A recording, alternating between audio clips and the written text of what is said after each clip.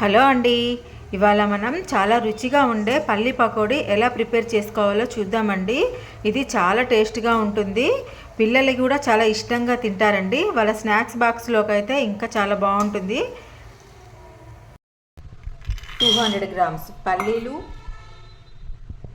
పావు కప్పు బియ్యం పిండి క్రిస్పీగా రావడానికి, పావు కప్పు శనగపిండి, రుచికి సరిపడినంత సాల్ట్, కొంచెం కారం,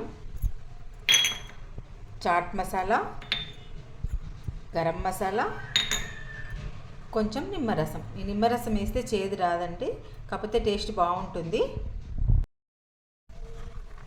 వీటన్నిటిని మంచిగా మిక్స్ చేసుకోవాలి.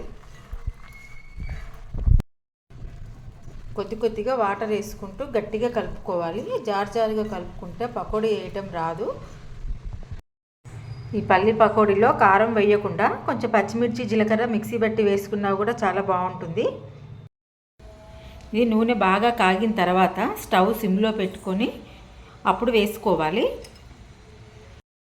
వేసిన వెంటనే కలపకూడదు. ఒక 2-3 సెకండ్స్ ఆగిన తర్వాత కలపాలి.